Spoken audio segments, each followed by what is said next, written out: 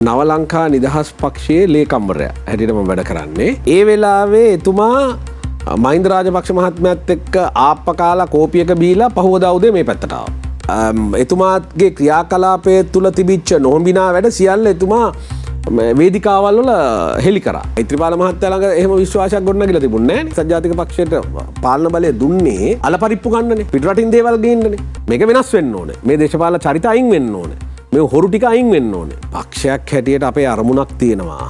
ඒක දේශපාලන බලයක් ලබා ගන්න. නමුත් ඒක කෙසේ හෝ ලබා ගැනීම කියන තර්කය තුල මම නැහැ.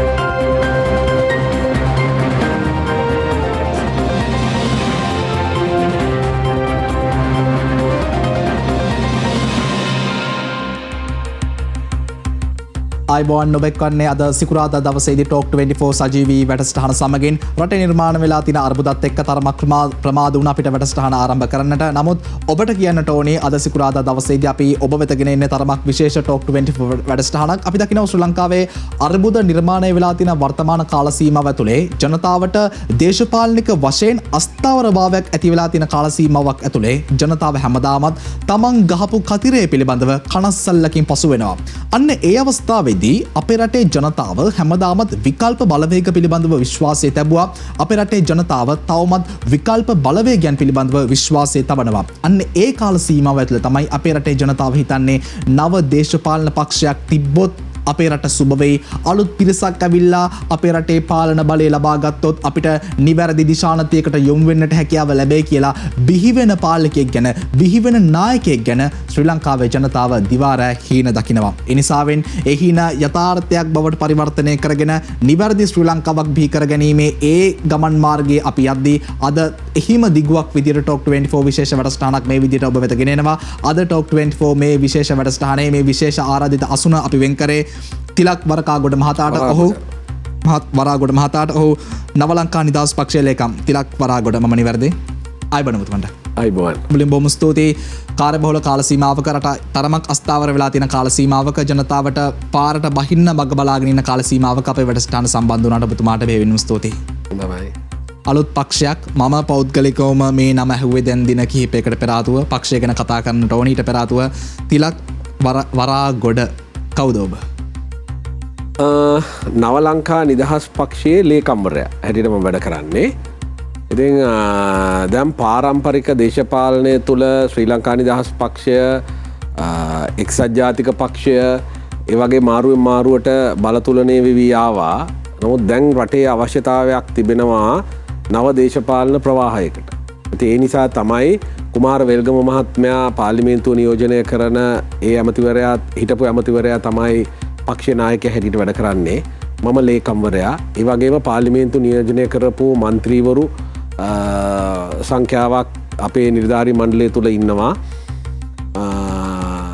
නම් වලින් කියන්න ඕනේ දෙක නෑ. මම අපි ආරම්භයක් ලබා ගමු. ඔබතුමා කොහොමද මේ දේශපාලනයට එන්නේ? අපි දකිනවා පහුගිය කාල සීමාව ඇතුළේ අපේ රටේ යම්කිසි පාලකෙක් දේශපාලනයට බලයට එද්දී ඔහු හෝ ඇය දේශපාලනයට එන්නේ පෞල් පරම්පරාවක් එක්ක. මගේ පියා දේශපාලන චරිතයක්, මගේ මව දේශපාලන චරිතයක්, මගේ බාප්පා දේශපාලන චරිතයක්. ඒ නිසා මමත් දේශපාලනය කරනවා කියලා දේශපාලනයට එනවා. ඔබත් ඒ විදිහට පෞල් බලයකින් දේශපාලනයට ආව පුද්ගලයෙක්ද? කොහොමද ඔබතුමා මෙතෙන්ට සම්බන්ධ වෙන්නේ? නෑ මෙහෙමයි. මම ඇත්තටම ශ්‍රී ලංකා නිදහස් පක්ෂය නියෝජනය කරපු කෙනෙක්. මගේ පියා ශ්‍රී ලංකා නිදහස් පක්ෂයේ 12 වෙනි සමාජිකයා. ඒ කියන්නේ SWRD බණ්ඩාරනායක අගමැතිතුමා 1951 සැප්තැම්බර් මාසේ 2 වෙනිදා ශ්‍රී ලංකා නිදහස් පක්ෂයේ පිහිටවනකොට එදා දවසේ සමාජිකත්වය ගත්ත කෙනෙක්. මගේ පියා පාර්ලිමේන්තුව නියෝජනය කරේ නැහැ. එතකොට එතනින් පස්සේ සිරිමාව බණ්ඩාරනායක මැතිරියත් එක්ක සම්බන්ධ වුණා. මගේ පියා කැලණිය සුළුනගර සභාවේ සභිකයෙක් හැටියට කටයුතු කරා. ඊට පස්සේ සුළුනගර සභාවේ සභාපතිවරයා හැටියට කටයුතු කළා. 1977 වෙනකන් ශ්‍රී ලංකා නිදහස් පක්ෂය නියෝජනය කරමින් කැලණිය සුළුනගර සභාවේ සභාපතිවරයා හැටියට කටයුතු කළා. ඉතින් ඒ වගේ බණ්ඩාරනායක පවුලේ උදවියත් එක්ක තමයි අපි සක්‍රියව දේශපාලන කටයුතු වලට සම්බන්ධ වුණේ. පාරම්පරික ශ්‍රී ලංකා නිදහස් පාක්ෂිකයෙක්. පාරම්පරික ශ්‍රී ලංකා නිදහස් පාක්ෂිකයෙක්. ඒ කියන්නේ ශ්‍රී ලංකා නිදහස් පක්ෂයට වැඩ කිරීම නිසා විරුද්ධ පක්ෂ වලින් අපිට පුදුමාකාර විදිහේ දඬුවම් දුන්නා. අපිට ඒවට මුහුණ දෙන්න සිද්ධ වුණා.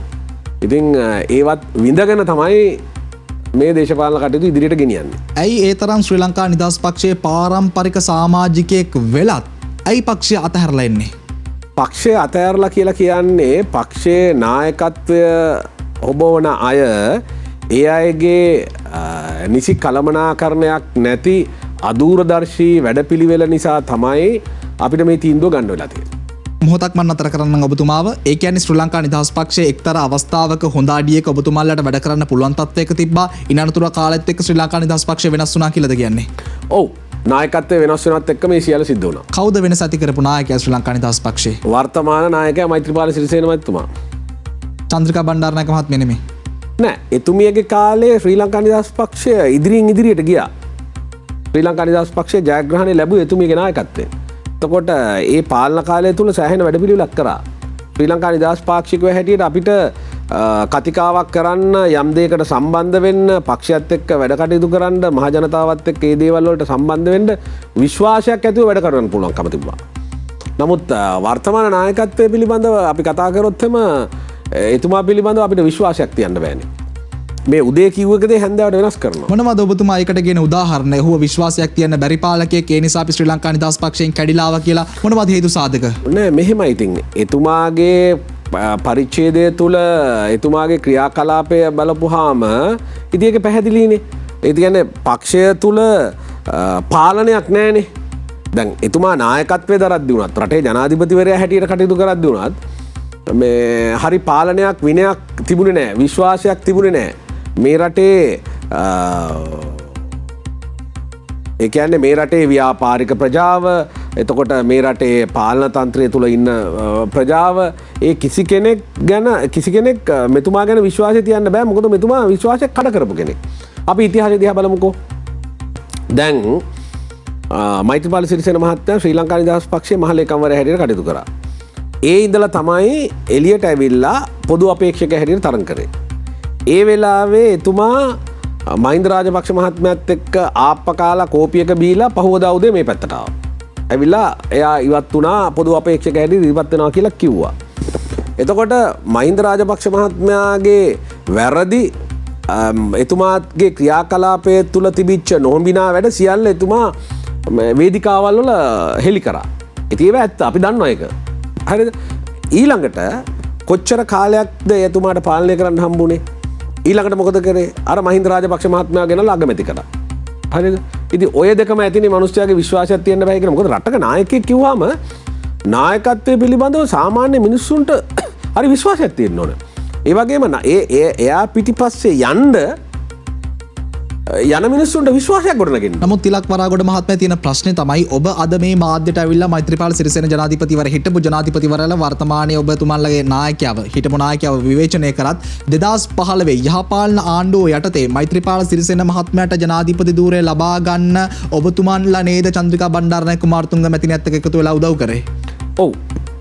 ඒ වෙලාවේ අපි උදව් කරේ චන්ද්‍රිකා බණ්ඩාරනායක කුමාරතුංග මැතිණියත් එක්ක තියෙන එතුමියට තියෙන ගරුත්වයට සහ එතුමියට සමග තියෙන විශ්වාසභාවය නිසා. එතකොට මෛත්‍රීපාල සිරිසේන මහත්මයා සතුව තිබ්බ විශ්වාසයක් නිසා නෙමෙයිද? මෛත්‍රීපාල මහත්තයා ළඟ එහෙම විශ්වාසයක් ගොඩනගලා තිබුණේ නැහැ නේ. නමුත් ඔබ දැන් ආරම්භයේදී සඳහන් කරා ඔබ පාරම්පරික ශ්‍රී ලංකා නිදහස් පාක්ෂිකයෙක්. චන්ද්‍රිකා බණ්ඩාරනායක කුමාරතුංග මැතිණියව චිරාත් කාලයක් මුළුල්ලේ දැනගෙන ආශ්‍රය කරපු චරිතයක්. එහෙම චරිතයකට බැරුව ගියාද මෛත්‍රීපාල සිරිසේන කියන්නේ හොරෙක්, මෙයා විශ්වාස කරන්න පුළුවන් චරිතයක් නෙමෙයි කියලා බලපෑමක් එල්ල කරන්න බැරුව ගියාද චන්ද්‍රිකා කුමාරතුංග මැතිණියට? ඔබතුමා නෑ ඒ වෙලාවේ අත්‍යවශ්‍ය වෙලා තිබුණේ මේ රාජපක්ෂ පරපුරෙන් මේ රට බේරගන්නනේ. ඒ නිසා එතනදී චන්ද්‍රිකා මැතිණිය ගත්ත තීන්දුව වෙලාවේ එතුමිය කෙරෙහි තිබිච්ච විශ්වාසය නිසා අපි ඒක විශ්වාස කරලා අපි හිටියා. ඉතින් ඇත්තටම එක්සත් ජාතික පක්ෂය මේ රටේ ප්‍රධාන පක්ෂ දෙකෙන් එකක්. ශ්‍රී ලංකා නිදහස් පක්ෂය සහ එක්සත් ජාතික පක්ෂය. එතකොට ඔය දෙක එකට එකතු කරලා එක මාර්ගයක ගෙනියනවා කියලා කියන්නේ සුළුපටු වැඩක් නෙමෙයිනේ. එතකොට එක්සත් ජාතික පක්ෂයේ ඒ වෙලාවේ පූර්ණ සහයෝගය දුන්නේ චන්ද්‍රිකා බණ්ඩාරනායක කුමාරතුංග මැතිණිය කෙරෙහි තිබිච්ච විශ්වාසය නිසා. එතුමිය කෙරෙහි තමයි මේ විශ්වාසය තිබුණේ, මෛත්‍රීපාල සිරිසේන මහත්මයාත් එක්ක නෙමෙයි. ඉතින් ඒ නිසා ඒ ජයග්‍රහණයට එක්සත් ජාතික පක්ෂයේ යාන්ත්‍රණය සහ එක්සත් ජාතික පක්ෂයේ ඡන්ද සංඛ්‍යාව 100%ක් අපිට ලැබුණා. එතකොට ඒකට ශ්‍රී ලංකා නිදහස් පක්ෂය හැටියට අපි වගේ කැඩලා ඉන්න පිරිසගේ ඡන්ද කොටත් එතනට එකතු වෙච්චාම තමයි ජයග්‍රහණය කරේ. සම්පූර්ණ ශ්‍රී ලංකා නිදහස් පක්ෂය ඡන්ද හම්බුන්නේ නැහැ. ඉතින් එතකොට ඒ කාගේ හෝ විශ්වාසයක් පදනමක් ඇතුවන එක්සත් ජාතික පක්ෂය ඒ කටයුතු කළේ. එතකොට ඒක තමයි එතුමියවත් විනාශ වුණා මෛත්‍රීපාල සිරිසේන මහත්මයා ගත්ත තීන්දුව. දින 52 ආණ්ඩුව පිහිටවපු වෙලාවේ. එතකොට වර්තමානයේ අපි ශ්‍රී ලංකා නිදහස් පක්ෂයේ දිහාට හැරලා බැලුවොත් චන්ද්‍රිකා බණ්ඩාරනායක කුමාරතුංග මැතිණිය ඉන්නවා බොහොම ප්‍රබල බලකණුවක් දේශපාලන ඉතිහාසයේ හිටපු මෛත්‍රීපාල සිරිසේන හිටපු ජනාධිපතිවරයා ඉන්නවා. මේ බලකණු දෙක අතර ගැටණයක් ඇති වෙලා තියෙනවද? විරසකයක් තියෙනවද? නෑ එහෙම විරසකයක් කියන්නේ මෛත්‍රීපාල සිරිසේන මහත්මයා එකග වුණු දේවල් ප්‍රතිපත්තිමය දේවල් රට වෙනුවෙන් සහ පක්ෂය වෙනුවෙන් එතුමා ක්‍රියාත්මක කරේ නෑ. ඒකයි ප්‍රශ්න වෙලා තියෙන්නේ. නමුත් රටේ ජනතාව අදටත් කියන කාරණයක් තමයි වර්තමානයේ ගෝඨාභය රාජපක්ෂ මහත්මයාගේ ආණ්ඩුව සමේ රටේ ජනතාව ආර්ථික ප්‍රශ්න වලට මුහුණ දෙනවා. දේශපාලනික අස්ථාවරභාවයකට මුහුණ දෙනවා. මේ කාල සීමාව වෙද්දී අපේ රටේ ජනතාව කියනවා ආයේ අපිට ලොකු දියුණු වෙච්ච රාජ්‍ය බවට පරිවර්තනය වෙන්න ඕනේ නැහැ. අඩුම තරමේ 2017ට 16ටවත් යන්න තිබ්බනම් මේ තියෙන දේවල් ටික කාලා අතේ තියෙන පඩියෙන් හම්බෙන පඩියෙන් බඩු මුට්ටු ටිකක් අරගෙන මේ වියදම බැලන්ස් කරගන්න හැකියාවක් ලැබිලා ආයේ යහපාලන ආණ්ඩුව සමයට යන්න තිබ්බනම් හොඳයි කියලා සමහර වෙලාවට රටේ ජනතාව කියනවා. ඉතින් ආර්ථික වශයෙන් අපි සුරක්ෂිත වෙලා හිටියනේ මේ සමයේ. නෑ ආර්ථික වශයෙන් සුරක්ෂිත වෙලා තිබිච්ච එක 2010 දී විනාශ වෙන්න පටන් ගත්තා. හරිද? එතකොට 2015 16 17 18 වෙනකොට ආයිත් නැවතත් පහලට වැටිගෙන ආවා. හරිද? ඒ ඇවිල්ලා තමයි මේ 2020 2019 20 ජයග්‍රහණයෙන් පස්සේ ඉතුරු ටිකත් විනාශ වෙලා ගියේ. නමුත් මීට වඩා ආර්ථික ස්ථාවරයක් යහපාලන ආණ්ඩුව සමග තිබ්බනේ. තිබුණා. ඒකට මෛත්‍රීපාල සිරිසේන මහත්මයා හේතු වුණේ නැද්ද ඒ වගේ ආර්ථික ස්ථාවරයක්? නෑ. එතුමාගේ යම් වැඩ පිළිවෙල මම කියන්නේ එතුමා සම්පූර්ණයෙන්ම මේ රාජපක්ෂ පරපුර වගේ හොරු කියලා. නමුත් එතුමත් ඒ දේට වග කියන්න ඕනේ. නායකයෙක් වුණාම එතුමාගේ දැක්මක් පිළිගැනීමක් මේ රට තුල තියෙන්න ඕනේ. ඉතින් දැන් මේ රටේ ඉතිහාසය දිහා බලන්න GSWRD බණ්ඩාරනායක, ඩඩ්ලි සේනනායක, DS සේනනායක, ජයා ජයවර්ධන. හරිද? එතකොට ඒ වගේ උදවිය මේ රට පාලනය කරන්න පාලන බලයට ආවේ ජීවිත කාලය තුල ලොකු පළපුරුද්දක් අරගෙන පුදුම කැපකිරීමක් කරලා අපි අපේ වචන වලින් කිව්වොත් ලොකු කට්ටක් කාලානේ ඒ තැන් වලට ආවේ. හරිද? එතකොට එහෙම ආපු කෙනෙක් නෙමෙයිනේ මෛත්‍රීපාල සිරිසේන කියන්නේ. ඉතින් ඒ කියන්නේ ශ්‍රී ලංකා නිදහස් පක්ෂයේ තරුණ සංවිධාන වලින් ඇවිල්ලා ඊළඟට අනුර බණ්ඩාරනායක, සිරිමාවෝ මැතිණිය, ඒ වගේම චන්ද්‍රිකා බණ්ඩාරනායක කුමාරතුංග මැතිණියත් එක්ක දේශපාලන කටයුතු කරලා තමයි මේ නායකත්වයකට ආවේ අමාත්‍ය ධූරයක් දරලා. හරි? ඉතින් අර වගේ විශාල කැපකිරීමක් කරපු කෙනෙකුත් නෙවෙයි. නමුත් මෙතුමාගේ තියෙන වෙලාවේ හොඳ කමකට හරි මොකක් හරි සහයෝගයකට චන්ද්‍රිකා මැතිණිය මෙතුමාව විශ්වාස කරලා නම් කරා. ඉතින් අපි චන්ද්‍රිකා මැතිණියත් එක්ක තියෙන විශ්වාසයට ශ්‍රී ලංකා නිදහස් පක්ෂයේ කොටසක් හැටියට අපිත් ඒ වගේම එක්සත් ජාතික පක්ෂය සම්පූර්ණමත් උදව් කරා මේ මිනිස්සුන්ට. ඉතින් ඒ පොරොන්දුව එහෙම නැත්නම් ඒ සහතිකය හරියට තිබෙන්නේ නැහැ. ඔබතුමාගේ පිළිතුර ඇතුළේ ඔබතුමා එක්තරා අවස්ථාවක සඳහන් කරනවා මෛත්‍රීපාල සිරිසේන මහත්මයා යම්කිසි හොඳ දේවල් ටිකක් කරා. ඔහු රාජපක්ෂවරු තරම්ම හොරෙක් කියලා මම සඳහන් කරන්නේ නැහැ කියලා ඔබතුමා පිළිතුර ඇතුළේ එක්තරා තැනකදී සඳහන් කරා. රාජපක්ෂවරු ගැන කතා කරද්දී අවස්ථා කීපයකදීම මහින්ද රාජපක්ෂ මහත්මයාට පවා බලයට එන්න ඒකටත් ඔබතුමාලා උදව් කරා. ඔහු කොහොම නායකයෙක්ද ඔබතුමා ඔහුව කොහොමද කියවන්නේ? නෑ එතුමා ශ්‍රී ලංකා නිදහස් පක්ෂයේ ওই 2005ට ඉස්සෙල්ලා ජනාධිපති අපේක්ෂකයා වෙන්න පෙර ආතුව හොඳ නායකත්වයක් තිබුණා. මට මතකයි ඔය 1991 2 3 ඔය කාලේ මොන්න තරම් දේවල් කරාද? පාගමන් කරා, සද්ද පූජාවල් කරා, උද්ඝෝෂණ කළා, මහ ජනතාවත් එක්ක පාරට බැස්සා. ඉතින් හැම දෙයකම අපි හිටියා. එතකොට එතුමත් එක්ක පුදුම ලෙන්ගතුකමක් තිබුණා පක්ෂය ඇතුලේ. එතකොට දැන් ඒ කියන්නේ චන්ද්‍රිකා මැතිණියගේ කාල පරිච්ඡේදයෙන් පස්සේ අපේ පක්ෂයේ නායකයා ජනාධිපති අපේක්ෂකයා කරන්න ඕනේ අහවලා කියලා මතයක් පක්ෂය තුල හැදුනා. ඒ හැදුනේ නිකන් නෙවෙයිනේ. ඒ හැදුනේ මහින්ද රාජපක්ෂ කියන චරිතය තුල තිබිච්ච විශ්වාසබන්තභාවය නිසා. හරිද? ඉතින් එතුමා ඇවිල්ලා මොන හේතුවක් ඕන නිසා 2005 ජයග්‍රහණය කරලා යුද්ධ ඉවර කරලා 2010 මැතිවරණයට ගියා. 2010න් පස්සේ සම්පූර්ණයෙන්ම වෙනස් වුණා. 2010 දී ඔබතුමාලා උදව් කරා මහින්ද රාජපක්ෂ. අපි උදව් කරා. කොහොමද මහින්ද රාජපක්ෂ වෙනස් වෙන්නේ? කොහොමද මේ වෙනස දකින්නේ ඔබතුමාලා? ඒතින් එක එක බලපෑම් මත ඒගොල්ලන්ගේ පරපුරේ දරුවන්ගේ පවුලේ උදවියගේ බලපෑම් මත වෙන්න පුළුවන්. ඉතින් මන් දන්නේ මොකක් නිසායක වුණාද කියන එක. දේශපාලන බලපෑමක් කළ උන්නද මහින්ද රාජපක්ෂ මහත්මයාට? එහෙම දේශපාලන බලපෑමක් තිබුණේ නැහැ. 2010 ජනාධිපති වුණාට පස්සේ ඒ මිනිස්සයා සම්පූර්ණයෙන්ම ලොකු විපර්යාසයකට පෙරළුණා. ඒක ඔබතුමල්ලත් එක්ක වෙනද වගේ විශ්වාසයෙන් කතා කරේ නැහැ හු? නෑ. සම්පූර්ණයෙන්ම වෙනස් වුණා. අපි ඔය නායකයෝ දෙන්නව සංසන්දනය කරා. අපි දැන් ප්‍රධාන වශයෙන් කතා කරා මෛත්‍රීපාල සිරිසේන මහත්මයා සහ මහින්ද රාජපක්ෂ මහත්මයා. මේ දෙන්නගෙන් ඔබ කියවන්නේ කවුද ලංකා ඉතිහාසයට වැඩිපුරම සේවයක් කරපු 나යකයා සහ වැඩිපුරම හොරකම් කරපු 나යකයා කවුද? හොරකම ගැන කිව්වොත් ඉතින් මුළු රටම දන්නවනේ රාජපක්ෂ පරපුර කියන්නේ සම්පූර්ණ හොරු කියලා. රාජපක්ෂවරු හොරකම් කරන්න පටන් ගත්තේ කොයි කාලේ ඉඳලාද? රාජපක්ෂවරු ඉතින් මේ තමන්ගේ අම්මගේ තාත්තගේ සොහොන හදන්නත් මහජන අරමුදල් වියදම් කරපු මිනිස්සුනේ. හරිද? ඉතින් ඉතිහාසය ගැන ගත්තොත් එහෙම මේ ලොකු ආර්ථික හයියක් තිබිච්ච අය නෙවෙයිනේ. අපි ඒක පිළිගන්න එපාය. නමුත් එතුමා නායකත්වයට ආපුවාම නායකත්වය තුල ඒ මට්ටමකින් රැඳිලා හිටියානම් මේ දේ උදා වෙන්නේ නැහනේ. හරිද? ඉතින් අපිට පැහැදිලිනේ ඒවා. මේක අසීමිතව හොරගම් කරා කියන එක. ඒක මුළු ලෝකෙම පිළිගන්නවනේ දැන්. නෑ මට තියෙන ප්‍රශ්නේ දැන් ඔබතුමා සඳහන් කරා මහින්ද රාජපක්ෂ මහත්මයා කියන්නේ යම්කිසි කාල සීමාවකට පෙර ශ්‍රී ලංකා නිදහස් පක්ෂය හිටපු දැවැන්ත නායකයෙක් කියලා. අපි පවා ශ්‍රී ලංකා නිදහස් පක්ෂය කියවා ගන්නේ මහින්ද රාජපක්ෂ කියන මේ ප්‍රධාන චරිතයත් එක්ක. නමුත් ඔබතුමා සඳහන් කරනවා එක්තරා අවස්ථාවකින් පසුව මහින්ද රාජපක්ෂ මහත්මයා වෙනස් වෙන්න පටන් ගන්නවා කියලා. යුද්ධය ජයග්‍රහණය කරලා ඊට පසුව තිබ්බ මැතිවරණයෙන් ජනාධිපතිවරණයෙන් අනතුර. එතනින් පස්සේද මහින්ද රාජපක්ෂ හොරකම් කරන්න පටන් ගත්තේ. ඔව් ඉතින් කලිනුත් කරන්නේ නැති මම දන්නේ නැහැ ඒක මෙච්චර කරපු කෙනෙක්ගේ ඉතිහාසය කොහොමද කියන එක. නමුත් ඉතින්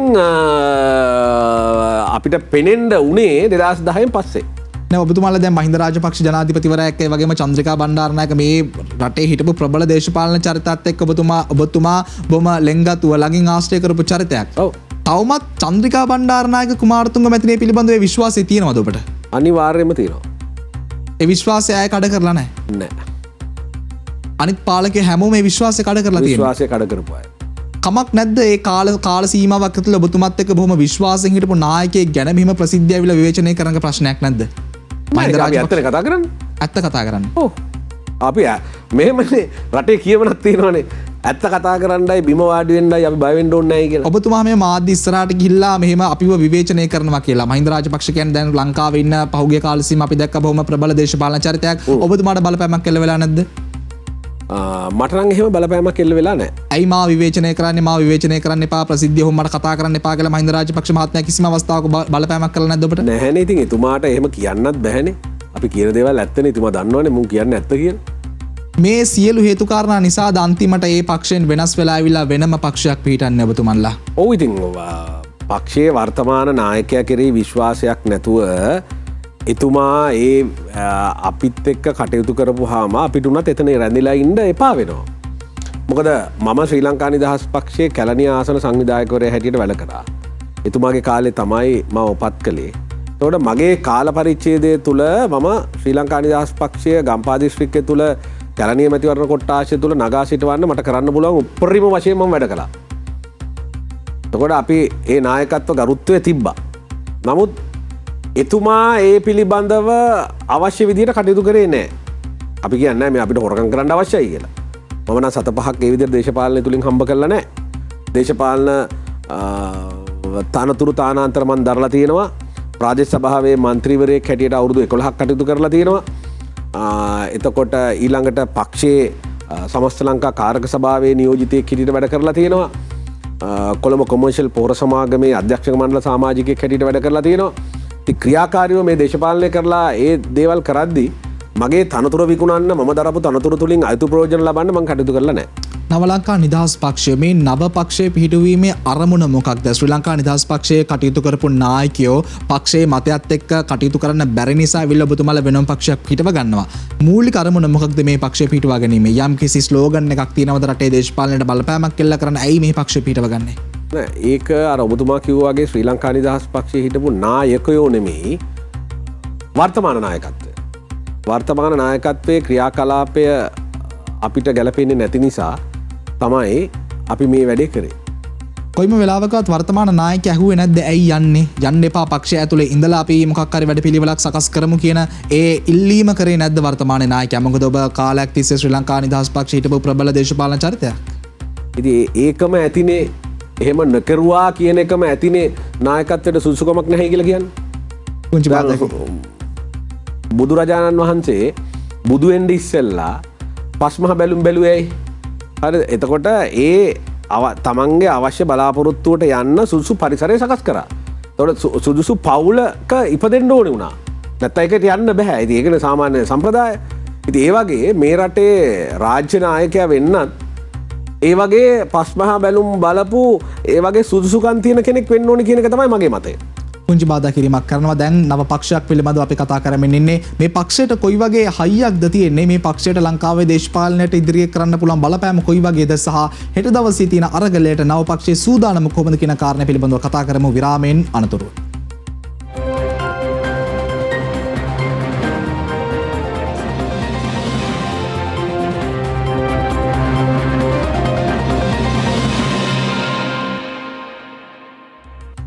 ඔබ නැවතත් ටොක් 24 සජීවී වැඩසටහන සමගින් තිලක් වරාගොඩ මහත්මයා අපි විරාමයට යද්දි කතා කරන්න බලාපොරොත්තු වෙන්නේ ඊළඟට හෙට දවසේ පැවැත්වෙන දැවන්ත අරගලයක්. ඔබ කිව්ව දේශපාලනික වශයෙන් තියෙන අස්ථාවර වීම, හිත් පළදු වීම, දේශපාලනයේ තියෙන යම් යම් දේවල් නිසා රටේ මහ ජනතාව දැවන්ත පීඩනයකින් ඉන්න මේ වෙලාවේ අද පාරට ගියොත් යන්න එන්න මිනිස්සෙක්ට බස් එකක් නැහැ. ඉන්ධන පෝලින් තියෙනවා, ගෑස් පෝලින් තිබෙනවා, ආර්ථික ප්‍රශ්න තිබෙනවා, ආහාර අර්බුදයක් අපිට තියෙනවා. මේ සියලු දේ මැද්දේ හෙට අපේ රටේ ජනතාව පාරට එන්නට සූදානම්. අද ඉඳන් අපේ රටේ ජනතාව ඒකට ලකලැස්ති වෙනවා. කොහොමද මේ අරගලය ඔබ දකින්නේ සහ මේ නව ඔබතුමල්ලගේ පක්ෂයේ මේකට තියෙන සූදානම කොයි වගේද?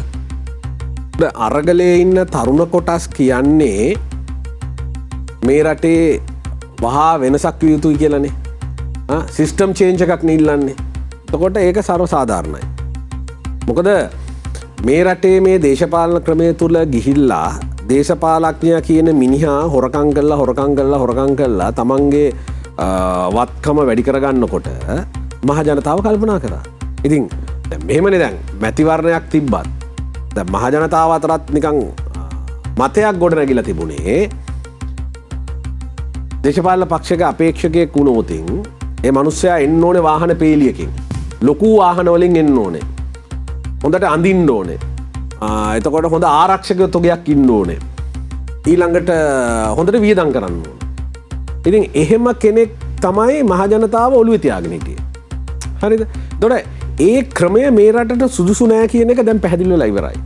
හරිද? එතකොට ඒ ක්‍රමය තුලින් මහජනතාව දන්නෙත් නෑ මහජනතාවගේ ඡන්දයෙන් අනවශ්‍ය මිනිස්සු තමයි පාර්ලිමේන්තුව, පළාත් සභාව සහ ප්‍රාදේශ සභාවට නියෝජනය කරන්නේ. එතකොට එහෙම අනවශ්‍ය මිනිස්සු ගියාම මහජනතාවගේ අදහස් නෙමෙයි එතන ප්‍රකාශ වෙන්නේ.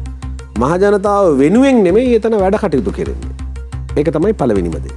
ඒ නිසා දැන් මහජනතාවට අදහසක් ඇවිල්ලා තියෙනවා මේ සිස්ටම් එක වෙනස් කරන්න. සිස්ටම් එක වෙනස් කරලා ගත්තාම මේ අද මේ රටේ පාර්ලිමේන්තු මන්ත්‍රීවරයා, පළාත් සභාවේ මන්ත්‍රීවරයා, ප්‍රාදේශ සභාවේ මන්ත්‍රීවරයා ඇයි මහජනතාවත් එක්ක පාරේ ඇවිදලා යන්න බැරි? ඇයි මහජනතාවත් එක්ක පොළට යන්න බැරි? ඇයි මහජනතාවත් එක්ක කඩේට ගිහිල්ලා මහජනතාවගේ දේවල් කතා කරන්න මේ පාරේ තොටේ බැහැලා ඇවිදලා යන්න බැරි? හරිද? ඇයි ආරක්ෂකයෝ දාගෙන මහජනතාවට ඒ නියෝජිතයන්ට ළඟට එන්න බැරුව තියාගෙන ඉන්නේ? අපි ඒක වෙනස් කරන්න ඕනේනේ. මොකද ඕන කෙනෙකුට ගිහිල්ලා කතා කරන්න පුළුවන්කම වෙන්න එපා. ඒ කියන්නේ මේ මහජනතාවගේ ඡන්දෙන් පත් වෙච්ච මිනිස්සුනේ. ඒතර ඒ මිනිස්සුන්ට බලය තියෙන්න ඕනේ ඒගොල්ලන්ව මෙහෙවන්න. ඒගොල්ලන්ට ඕනේ විදිහට මිනිස්සු මෙහෙවනව නෙමෙයි. එතකොට ඒගොල්ලෝ වැටුප් ලබන්නේ, දීමනා ලබන්නේ, වරප්‍රසාද ලබන්නේ සියලුම දේවල් මේ මහජන බදු මුදල් වලින්නේ. හරිද? ඉතින් ඇයි මේ වෙනස කරන්න බැරි? ඉතින් තරුණයක් වුණාම තරුණයෙක් නිසි කලට අධ්‍යාපනය ලබන්න ඕනේ. නිසි කලට රැකියාවක් කරන්න ඕනේ. ගෙයක් දොරක් හදා ගන්න ඕනේ. විවාහයක් වෙන්න ඕනේ. දරුවෝ හදන්න ඕනේ. ඒක තමයි එයාගේ ටාගට් එක. හරිද? එතකොට තරුණයෝ කල්පනා කරනවා නිදහස් අධ්‍යාපනයෙන් තමයි මේ රටේ අධ්‍යාපනය ලබලා අවුරුදු 18යි 20යි වෙනකොට උපාධිය හරි අරගෙන එක්කෝ එතනින් ඩිප්ලෝමා එකක් කරලා එහෙම නැත්නම් වෙන ප්‍රායෝගික වැඩපිළිවෙලක් කරලා අවුරුදු 21 22 23 වෙනකොට එයා තමන් හම්බ කරන කෙනෙක් වෙන්න ඕනේ. තාගෙන්වත් යැපෙන්නේ නැතුව. එතකොට එයා තමන්ගේ අම්මගේ තාත්තගේ තියෙන දේපොළ හරි නැත්නම් දේපොළ රැස් කරලා හරි මොන හරි කරලා නීතිගත විදිහට මේ ගෙයක් දොරක් හදා ගන්න ඕනේ. ඊළඟට අවුරුදු 30 වෙනකොට විවාහ වෙලා ඉවර වෙන්න ඕනේ. ඉතින් ඒවා දැන් ඔක්කොම පස්සට ගිහිල්ලානේ තියෙන්නේ. ඒතර මේ යන ක්‍රමයට ගියාම. ඉතින් තරුණයෝ කල්පනා කරන පුළුවන් මිනිස්සු පිට රටවල් වලට රස්සාවල් වලට ගියා. මෙහෙන් ඉගෙනගෙන දැන් යන්නේ පිට රටවල් වලට. වැඩි හරියක් දැන් පාස්පෝර්ට් කන්තෝරුවේ බලන්නකෝ. ඇයි ඒ වෙලා තියෙන්නේ? ඊළඟට මේ රටේ නිදහස් අධ්‍යාපනයෙන් ඉගෙනගත්ත මිනිස්සු මේ රටට සේවය කරන්න කැමති නැතුව නෙවෙයි. ඒ අයගේ සේවය ගන්න දැනට ඉන්න වර්තමාන නායකයෝ සහ දේශපාලන පක්ෂ කැමති නෑ. ඒගොල්ලන්ගේ මේ තියෙන නොහොබිනා වැඩ නිසා. ඒකට ඒවා රුස්සන්නේ නෑ මේ මිනිස්සුන්. ඉතින් උන් යනවා පිට රටවල් වලට. හරිද? තරුණයන්ට මේ ප්‍රශ්න වෙලා තියෙනවා. ඉතින් 88 89 ඒක 1971 මේ රටේ කැරල්ලක් ඇති වුණේ ඒවත් එක හේතුවක්නේ. ඒකට ඒවා තරුණ අසහන කමිටු වලින් තීරණ අරගෙන යම් යම් වෙනස්කම් කරලා ආපුවාම ටික කාලයක් ගියාම ආයෙම හොසි වෙනවා. ඉතින් දැන් තරුණයෝ කල්පනා කරනවා මේක සමහරක් පිරිසක් තරුණයෝ හැටියට මේ දේශපාලන මඩගොහරුවට වැටෙන්න කැමති නෑ. අරගල කරලා කෑක් ගහලා යුද්ධ කරලා ඒවා කරන්න කැමති නෑ. ඒගොල්ලෝ හරි බොහොම නිශ්ශබ්ද චරිත. ඉතින් ඒගොල්ලෝ කරන්නේ පිට රටකට ගිහිල්ලා තමන්ගේ පාඩුව රස්සාවක් කරලා කීයක් හරි හම්බ කරගෙන ඒ රටේ ජීවිතය ගත කරනවා. ඉතින් ඒ තත්ත්වෙට වැටලා තියෙන්නේ. ඉතින් හැමෝම මේක උද්ඝෝෂණ කරලා කෑ ගහන්න කැමති නෑ. ඒකනේ ප්‍රශ්න වෙලා තියෙන්නේ. නමුත් අපේ රටේ ජනතාව අද පාරට එන්නේ උද්ඝෝෂණය කරන පිරිස හෝ වේවා නිහඬව ඉන්න පිරිස හෝ වේවා ඒ හැමෝම ඉල්ලන්නේ නව දේශපාලන ක්‍රමයක්. ඔබතුමා කිව්වා වගේ සිස්ටම් චේන්ජ් එකක්. ඕන් විශ්වාස කරනවා වර්තමානයේ බල ඉන්න කාටවත්ම මේ වෙනස කරන්න බැහැ කියලා. එහෙම කාල සීමාවක් ඇතුලේ ඔබත් විශ්වාස කරනවද රට පෙරලන්න පුළුවන්? ඒ කියන්නේ රටේ තියෙන ප්‍රශ්න වෙනස් කරන්න පුළුවන්, විසඳන්න පුළුවන්. මේ ඉන්න පන්තියට නෙමෙයි අලුත්ම පන්තියක් බිහි වෙන්න ඕන කියන එක ඔබතුමා විශ්වාස කරනවද? අනිවාර්යෙන්ම. අලුත්ම පන්තියක් බිහි වෙන්න ඕන. අනිවාර්යෙන්ම. මං අහන්නේ බිහි වෙන නව පන්තිය ඇතුලේ අර පරණ පන්ති හිටපු ඔලු ටිකක් තියෙන්න බැරිද? නෑ. ඒක මෙහෙමනේ. දැන් අරගලයක් කියන්නේ මොකද්ද? අරගලයක් කියන්නේ රටේ මහජනතාව පාලකයාට විරුද්ධව උද්ඝෝෂණය කරමින් මහපාරේ වීදි බැහැලා උද්ඝෝෂණය කිරීමනේ. ඒතර අරගලයක් කියලා කියන්නේ මේ දේපල විනාශ කිරීමක් නෙවෙයි. ඒ වගේම අරගලයක් කියලා කියන්නේ එක පක්ෂයකට එක දේශපාලන පක්ෂයකට සීමා වෙච්ච දෙයක් නෙවෙයි. හරි ඒක අපි පැහැදිලිව කියන්න ඕනේ.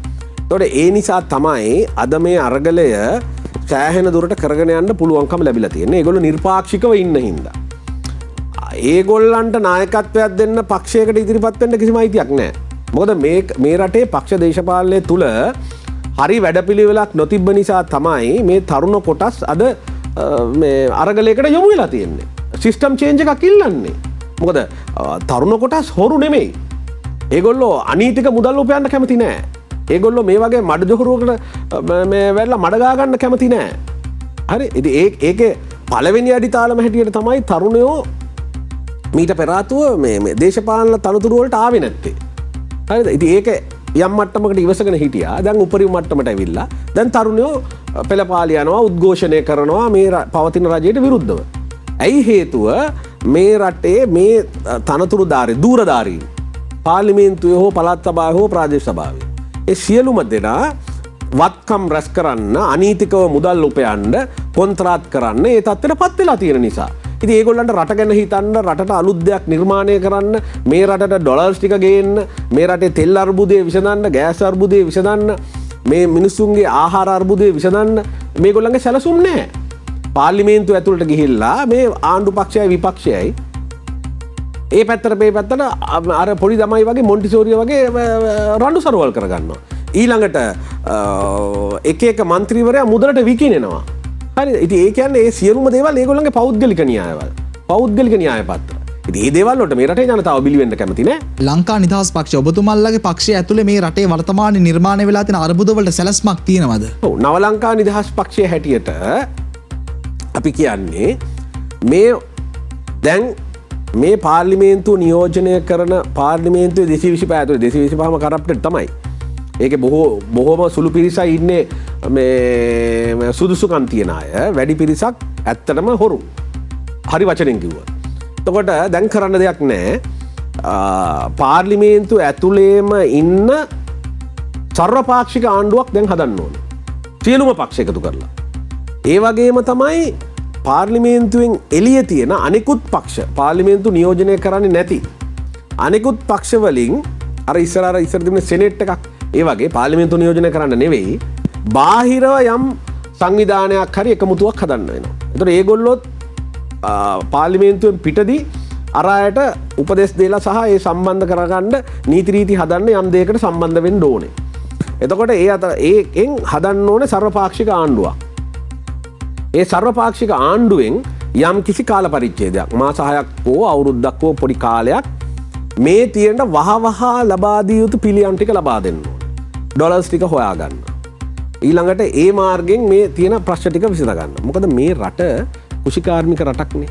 ඉතිහාසයේ තිබුණේ සිරිමාව බණ්ඩාරනායක මැතිනිය කාලේ 70 77 කාලේ මේක කුෂිකාර්මික රටක්නේ.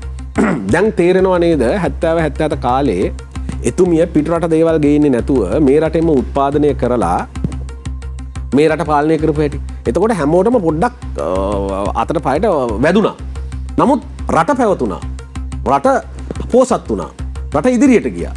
නමුත් ඒවා නැති නිසා නේද මේ වෙලා තියෙන්නේ 1977 එක්සත් ජාතික පක්ෂයට පාලන බලය දුන්නේ අලපරිප්පු ගන්නනේ. පිටරටින් දේවල් ගේන්නනේ. ඉතින් ඒක විවෘතාර්ථිකයේ අසීමිතව ගිලගත්තා අපි. ඒ නිසා ඒකෙන් ඇවිල්ලා දැන් ඒකෙන් දේශපාලඥයෝ හොරකම් කරන්න පටන් අරගෙන ඒගොල්ලන්ගේ පවුල් පෝෂණය කරන්න පටන් අරගෙන තාත්තගෙන් පුතාට පුතාගෙන් නංගිට දුවට පරපුරේ අයව මේ තනතුරු දරන්න ගිහිල්ලා ඒ තනතුරු වලින් අසීමිත වරප්‍රසාද ලැබලා ඒක උපරිම මට්ටමට දැන් ගිහිල්ලා තියෙනවා. ඉතින් එතකොට ඒ දේවල් තුලින් දැන් කරන්න තියෙන්නේ මේ පාර්ලිමේන්තු මැතිවරණයකට යන්න වෙලාවක් නෙමෙයි මේක. ඒ නිසා මෙතන සර්වපාක්ෂික ආණ්ඩුවක් හදලා වහවහ ඩොලර් ගේන වැඩපිළිවෙල අපි හදලා මේ රටේ ඒ ලෝකයට මේ රට පිළිබඳව විශ්වාසවන්තභාවයක් මේ පිහිටන සර්වපාක්ෂික ආණ්ඩුව වෙනුවෙන් යම් විශ්වාසයක් ඇති වුණොත් මේ රටට ඩොලර් පරිත්‍යාග කරන්න මේ රටෙන් පිට රටවලට ගිය පිරිස අද සූදානමින් ඉන්නවා. මේ කියන වැඩපිළිවෙල ඔක්කොම ක්‍රියාත්මක වෙන්නේ ගෝඨාභය රාජපක්ෂ මහත්මයා ජනාධිපති ධුරේ ඉද්දිමද? නෑ මම ඒක කියන්න. එතකොට ඒ ඩොලර් ප්‍රමාණය අපිට ගන්න ඕනේ. ඊළඟට ඒ වගේම තමයි යහපාලන ආණ්ඩුවේ හිටපු මුදල් ඇමතිවරයෙක් කරපු විශාල වැරදක් තියෙනවා. මේ රටෙන් අපනයනය කරන එක්ස්පෝර්ට් කරන කෙනෙකුට තමන් ඒ එක්ස්පෝර්ට් කරලා අපනයනය කරලා ලබන ආදායම 100% මේ රටට ගේන්න ඕනේ. අපේ රටේ සල්ලිනේ. ඒතොර ඒ ක්‍රමයක් තමයි අතීතයේ ඉඳලා පැවතුනේ. නමුත් එතුමා කරේ මොකද්ද? ඒක සම්පූර්ණයෙන් වෙනස් කරලා ඒ අයට ඒ රටවල් වල මුදල් තියාගෙන ඉන්න පුළුවන්. ඒකෙන් උනේ මේ රටට එන ඩොලර් ප්‍රමාණය අඩු වුණා. ඒකත් එක හේතුවක්. හරි? හොරකම වගේම ඒකත් එක හේතුවක්. එතකොට එහෙම වෙලා තියෙන හිඩස් ඔක්කොම වහන්න ඕනේ. එයාට එක්ස්පෝර්ට් කරන්න ටැක්ස් බෙනිෆිට් දෙන්න ඕනේ. පහසුකම් ටික සියල්ලම දෙන්න ඕනේ. දීලා ඒ අය උපයන ඩොලර්ස් ලංකාවට එන්න ඕනේ. ඊළඟට විදේශ ශ්‍රමිකයෝ උපයන ඩොලර්ස් නීත්‍යානුකූල ක්‍රමවේදයකින් මේ රටට එන්න ඕනේ. මේ රටේ ඉතිහාසයේ කොයි මුදල් ඇමතිවරයාද මේ අනීතික ක්‍රමයට මුදල් හුවමාරු කරන දේ නිර්දේශ කළේ? මේ හිටපු මුදල් ඇමතිවරයා බැසිල් රාජපක්ෂ මහත්තයා එහෙමත් නිර්දේශ කරානේ. ඉතින් අද එහෙම වෙලා පිටරට අපේ රස්සාවල් කරන උදවිය මේ ලංකාවට සල්ලි වන්නේ වෙන අනීතික ක්‍රමවලින්. ඉතින් එතකොට රටට ඩොලර්ස් නැහැ. ඉතින් ඒ නිසා ආන්නේවා හදලා ඒ ඩොලර්ස් ටික මෙහාට එකතු කරගන්න ඕනේ. ඊළඟට අපනයන කර්මාන්ත අපි දියුණු කරන්න ඕනේ. ඒක දීර්ඝකාලීන වැඩපිළිවෙලක්. නමුත් ඒ ගැන කිසිම වැඩපිළිවෙලක් දැනට නැහැ. මේ මාස 3ක් 6ක් ඇතුළත කරන කෙටිකාලීන වහවහා කළ යුතු වැඩපිළිවෙලක් හදන්න ඕනේ. ඒක තමයි පළවෙනිම කාරණාව. රටේ රජය කෙරෙහි විශ්වාසයක් තියෙන්න ඕනේ. ඊළඟට රටට ඒ විශ්වාසය දිනාගෙන ඒ විශ්වාසය තුලින් යම් ඩොලර්ස් ප්‍රමාණයක් ගේන්න ඕන. ඒකෙන් අපේ අත්‍යවශ්‍ය භාණ්ඩ තෙල් ටික, ගෑස් ටික, ආහාර ද්‍රව්‍ය ටික, ඖෂධ ටික ගෙන්න ගන්න ඕනේ. අන්න ඒ කරනකොට මේ රට මේ තත්ත්වෙන් පොඩ්ඩක් වෙනස් වෙයි. ඒ ටික ආවට පස්සේ අවුරුද්දක් උපරිම ඇතුළත අපි මැතිවරණයකට ගිහිල්ලා හරි ආණ්ඩුවක් අපි පිටවා ගන්න ඕනේ. ඒකෙත් වගකීම තියෙන්නේ මහ ජනතාවට. ඒ පාර්ලිමේන්තු ඒ මැතිවරණයට යනකම් අපි ඉන්නේ ගෝඨාභය රාජපක්ෂ මහත්තයා ජනාධිපති. නෑ අන්න ඒක මම කියන්නම්. මොකද දැන් මේ ආණ්ඩුක්‍රම ව්‍යවස්ථාවේ 22 වෙනි සංශෝධනය එනවා. ඉතින් ඒකේ සම්පූර්ණයෙන්ම වර්තමාන ජනාධිපතිවරයාගේ බලතල අඩු කරලා නෑනේ. 19 විදිහටම මේක සලසනවා කියලා කිව්වට වර්තමාන ජනාධිපතිවරයා ගෝඨාභය රාජපක්ෂ මහත්මයාගේ නිල කාලය තුල ඒ වෙනස සිද්ධ වෙන්නේ නැහැ. ඒක වෙන්නේ ඊළඟට එන ජනාධිපතිවරයාට. ඒක හරියන්නේ නැහැ. ඒක වහාම වෙනස් වෙන්න ඕනේ. මොකද ඒක වෙනස් වුනේ නැත්නම් අපි සර්වපාක්ෂික ආණ්ඩුවක් පාර්ලිමේන්තුවේ හදලා සියලු පක්ෂවල එකමුතුවක් පාර්ලිමේන්තුවෙන් එළිය හදලා මොන තීන්දුව తీරන ගත්තත් අතනින් ඒක වෙනස් වෙනවා නම් එතන පිළිබඳව විශ්වාසයක් තියන්න බැයි නම් ලෝකයේ රටවල් එතන පිළිබඳව විශ්වාසයක් තියන්නේ නැත්නම් මෙතන කොච්චර විශ්වාසයක් හැදුනත් වැඩක් නැහැ නේ. මෙතන හරි කොච්චර දේවල් ක්‍රියාත්මක වුණත් වැඩක් නැහැ නේ. අතනින් ක්‍රියාත්මක වෙන්නේ නැත්තම්. ඒ නිසා මෙච්චර කල් මේ තිබිච්ච තත්ත්වයේ උඩ ගෝඨාභය රාජපක්ෂ මහත්මයා සහ රාජපක්ෂ පරපුර පිළිබඳව විශ්වාසයක් නැත්නම් ඒක හෙටත් එච්චරයි. ඒ නිසා කරුණා කරලා මේ ජනාධිපතිවරයා කෙරෙහි දැන් තියෙන නීති රීති සහ බලතල සම්පූර්ණයෙන් අයින් කරන්න ඕනේ. 22 වෙනි ආණ්ඩුක්‍රම ව්‍යවස්ථා සංශෝධනයක ඇතුළත් වෙලා නැහැ. ඒ නිසා ඒක වහාම ඉවත් කරලා ජනාධිපතිවරයාගේ බලතල වහාම අයින් කරන්න ඕනේ. පුංචි බාධා කිරීමක් කරන්න අවසරද? ඔබතුමා කියන්නේ බලතල අඩු කිරීමක් කරලා ගෝඨාභය රාජපක්ෂ මහත්මයා ජනාධිපති ධූරයේ තියාගෙන ඔය කියන කෙටි කාලීන සහ මධ්‍ය කාලීන සැලැස්ම ක්‍රියාත්මක කරන එකද? එහෙමත් නැත්නම් ගෝඨාභය රාජපක්ෂ මහත්මයා මේ වෙලාවේ අයින් වෙලා වෙන එක්කෙනෙක් ඇවිල්ලා අනුක්‍රම ව්‍යවස්ථාව සංශෝධනය කරලා අපි සැලැස්ම හදන එකද? නෑ මෙහෙමයි. ගෝඨාභය රාජපක්ෂ මහත්තයාම ඔය පුටුවේ තියාගෙන බලතල අඩු කරලා කරගෙන යන්න පුළුවන් කාලයක් තිබුණා. දැන් ඒකත් ඉක්මවලා ගිහිල්ලා. හරිද? දැන් ඒක කරන්න බෑ. දැන් ඒක තිබ්බොත් ආයි යන්නේ මේ පාරෙමයි. එතකොට මිනිස්සු තව ටිකක් එහා පැත්තෙන් සිස්ටම් චේන්ජ් එකක් එන අර ඔබතුමා විශ්ලේෂණය කරපු ඔබතුමා සඳහන් කරපු සම්පූර්ණ සැලැස්ම ක්‍රියාත්මක කරන්න වෙන්න ඕනි පළවෙනිම දේ ගෝඨාභය රාජපක්ෂ ගෝඨාභය රාජපක්ෂ මහත්තයා අයින් වෙන්න ඕනේ. ඉවත් වෙන එක. ඉවත් වෙන්න ඕනේ. ගෝඨාභය රාජපක්ෂ මහත්මයා හදිස්සිය ඉවත් වෙනවා. එතකොට මොකද කරන්නේ? නෑ ඒක තමයි. දැන් ගෝඨාභය රාජපක්ෂ මහත්මයා මෙතනින් අයින් වෙලා ගියවපුවාම අපි එතෙන්නට පත්වෙන්න ඕනේ මේ බලතල මෙච්චර වරප්‍රසාද සහ බලතල නැති ජනාධිපතිවරයෙක්. මේ බලතලත් එක්ක තව කෙනෙක් આવොත් බෑනේ. එහෙම කෙනෙක් ඉන්නවද මේ වෙලාවේ පත් කරගන්න? නෑ නෑ ඒක පක්ෂ නායකයන් අතරේ පාර්ලිමේන්තුව ඇතුලේ කතා බහ කරගෙන ඒ දේ කරන්න පුළුවන්. දැන් ඔතනනේ අපිට තියෙන ප්‍රශ්නේ අපි හැම වෙලේම නායකයෙක්ව දැන් අපි ගෝඨාභය රාජපක්ෂ මහත්මයා වයින් කරා කියන්නකෝ. ගෝඨාභය රාජපක්ෂ මහත්මයා අයින් කරාට පස්සේ අපි පක්ෂ නායකයෝ කතා කරලා මේ වෙලාවේ මෙයා හොඳයි කියලා අපි මේ ජනාධිපති ධූරය කියන තැනට අලවනවා ප්ලාස්ටරයක්. ප්ලාස්ටරයක් අලවලා අපි తాවකාලිකව යම්කිසි පුද්ගලයෙක් අරගෙන එනවා. හරියට ඔබතුමාලා 2015 මෛත්‍රීපාල සිරිසේන මහත්මයාව ධූරයට ගෙනාවා වගේ. කෙටි කාලයක් ඇද්දි මොකද වෙන්නේ? ඔබතුමාලට දුක හිතෙනවා, විශ්වාසය කඩ වෙනවා, පාලකයා අසාර්ථක වෙනවා, ඊට පස්සේ ආණ්ඩුව පෙරලෙනවා. මේ වගේ ප්ලාස්ටරයක් අලවන්න නම් අපි ගෝඨාභය රාජපක්ෂ ජනාධිපතිවරයා වයින් කරන්න ඕනේ නෑනේ. නෑ. මෙහෙමයි. මෙතන මේ වැඩේ කරන්න යම් යම් අය යම් පරිත්‍යාග කරන්න වෙයි. සහ යම් විශ්වාසයක් ගොඩනගා ගන්න වෙයි. මොකද අපිට ඉදිරියේදී කවුරු හරි කවුදපත් වෙන්නේ ඒ මනුස්සයා කොහොම වැඩ කරයිද කියලා ඉතින් අපිට හඳහන් හදන්න බැරි වෙයි. නමුත් යම් වගකීමක් ගන්න වෙනවා. නමුත් දැන් ගෝඨාභය රාජපක්ෂ මහත්තයා මෙතනින් දුර්වලයි ෆේල් කියන එක අමුතුවෙන් කියන්න ඕනේ නැහැ මුළු ලෝකෙම දන්නවා. ඒ නිසා එයත් එක්ක දැන් මේ කරගන්න තියෙන කාලෙත් ඉක්මවලා ගිහිල්ලා තියෙනවා. ඒ නිසා දැන් වහාම කර යුත්තේ ගෝඨාභය රාජපක්ෂ මහත්මයා අයින් විය යුතුයි. තිලක් පරාගොඩ මහත්තයා දැන් මට තියෙන ප්‍රශ්නේ තමයි ඔබතුමා ඔය කියන කාරණාත් එක්ක ගෝඨාභය රාජපක්ෂම ජනාධිපතිවරයා ෆේල් හෝ අයින් වෙන්න ඕනා කියන තැනට මම ඔබත් එක්ක එකතු වුණා කියමුකෝ. ඒක සාධාරණයි කියලා කියමු. ඔබතුමා මේ විශ්ලේෂණය කරන සඳහන් කරන කරුණුත් එක්ක ඒක හරි කියලා කියමුකෝ. දැන් ඔබතුමා ඒකම සඳහන් කරනවා මේ 225 ඇතුළේ ඉන්න බහුතරයක් හොරු කියලා ඔබතුමා සඳහන් කරනවා. එතකොට අපි මේ ජනාධිපතිවරයාව අයින් කරොත් අර ඔබ කියන හොරු අතරින් තව හොරෙක් න අපිට අරන් එන්න වෙන්නේ. ඒතකොට අපිට සිද්ධ වෙනවා හොරු දෙන්නෙක් සංසන්දනය කරලා ඒ හොරාවත් බල්ලා මේ හොරාවත් බල්ලා අඩුවෙන් හොරකම් කරන කෙනාව ජනාධිපති ධූරයට ගේන්න. නෑ. ඔබතුමා කියන එකෙත් යම් ක්‍රමවේදයක් තියෙනවා. ඒක හරි. නමුත් ඉතින් දැන් දැනට තියෙන ආණ්ඩු ක්‍රම ව්‍යවස්ථාවේ හැටියට ජනාධිපතිවරයෙක් ඉල්ලාස් වෙච්චාම ඒ පුරප්පාඩුව පුරවන ක්‍රමවේදයක් තියෙනවානේ. ඒතර ඒකට පරිබාහිරව කාටවත් උඩ කරන්න බෑනේ. හරිද? ඒ නිසා දැන් මේ මෙතන වෙලා තියෙන්නේ ගෝඨාභය රාජපක්ෂ කියන චරිතයත් එක්ක විශ්වාසය සම්පූර්ණයෙන් පළුදු වෙලානේ තියෙන්නේ. එතකොට එයා එපාම කියන තත්ත්වෙට ගිහිල්ලානේ තියෙන්නේ. එතකොට ඒ තත්ත්වයේ උඩ අපිට එයාව තියාගෙන මේ වැඩේ කරන්න බෑ.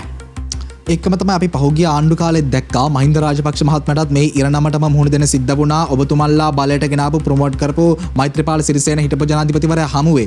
එතකොට රටේ ජනතාව සහ බලධාරී නිලධාරීන් බොහොමයක් දෙනා සඳහන් කරේ මහින්ද රාජපක්ෂ මහත්මයා නෙමෙයි මේ රට විනාශ කරේ, මහින්ද රාජපක්ෂ මහත්මයා නෙමෙයි හොරකම් කරේ, ඔහු වටා හිටපු පිරිසයි ඔහුව මේකට පෙළඹුවේ කියලා.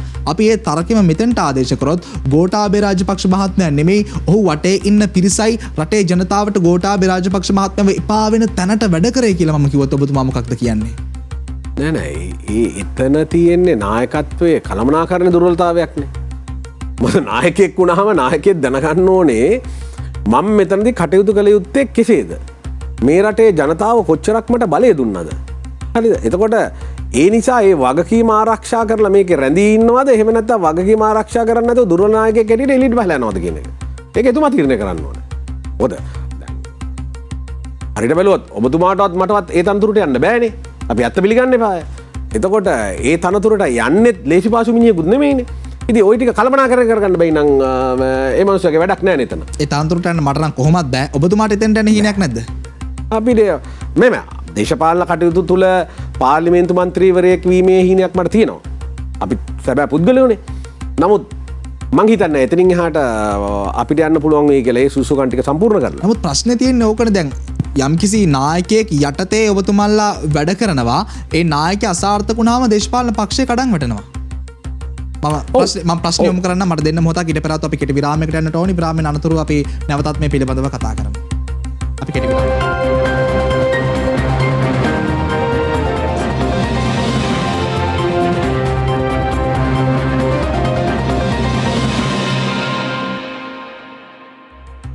ඔබනවත ටොක් 24 සජීවී වැඩසටහන සමගින් අපි කතා කරමින් හිටිය මහත්මයා ඔබතුමන්ලා එක්තරා කාලයකදී මහින්ද රාජපක්ෂ මහත්මයා තමයි මේ රටේ සුදුසුම නායකයා කියලා මහින්ද රාජපක්ෂ මහත්මයාව ප්‍රොමෝට් කරනවා ඉනතුරු මහින්ද රාජපක්ෂ මහත්මයා දූෂණ වංචා කරනවායි කියලා ඔබතුමන්ලා මහින්ද රාජපක්ෂ මහත්මයාගෙන් ගැලවෙනවා විශ්වාසය කඩවීමක් සිද්ධ වෙනවා ඉනතුරු 2015 දී ඔබතුමන්ලා මෛත්‍රීපාල සිරිසේන හිටපු ජනාධිපතිවරයාට ප්‍රොමෝට් කරනවා ඔහු තමයි මේ වෙලාවේ රට බේරගන්න ඉන්න සුදුසුම නායකයා යහපාලනයක් ඕනේ කියලා ඔහු ප්‍රොමෝට් කරනවා ඉනතුරු ඒ විශ්වාසය කඩ වෙලා දැන් ඔබතුමන්ලා වෙනම දේශපාලන පක්ෂයක් පිහිටවගෙන තියෙනවා. මං අහන්නේ හැමදාමත් එක නායකයෙක් පිටිපස්ස යන්නේ නැතුව අපේ රටේ ප්‍රතිපත්තියක් තියෙන රට හදන්න පුළුවන් මිනිස්සෙක් ඉන්නවා නම් ඒ මිනිස්සයා ඒක මෙහෙවන එක හරි නැද්ද? නෑ මේ රටේට වැරදිච්ච තැන තමයි දේශපාලන චරිතත් එක්ක වැඩ කිරීමනේ. දේශපාලන චරිත ප්‍රමෝට් කරා. එහෙම නෙමෙයි වෙන්න ඕනේ. මේ පිට රටවල ලෝ ක්‍රමේ තියෙනවා. අපි දේශපාලන ප්‍රතිපත්තියකට යන්න ඕනේ. දේශපාලන ප්‍රතිපත්තියක් ප්‍රමෝට් කරොත් ඒක පස්සේ චරිතයක් ගොඩ නැගී එතකොට ඒ චරිතයට ඕන විදිහට වැඩ කරන්න බෑ අපි ප්‍රොමෝට් කරලා තියෙන දේශපාලන ප්‍රතිපත්තිය. ඒ නිසා දේශපාලන ප්‍රතිපත්තියකට යන්න ඕන. එතකොට දැන් වර්තමාන ඔබතුමාලගේ මේ පක්ෂ නායකයා අසාර්ථක වෙලා දූෂණ වංචා කරන්න ගත්තොත් ඔබතුමා මොකද කරන්නේ?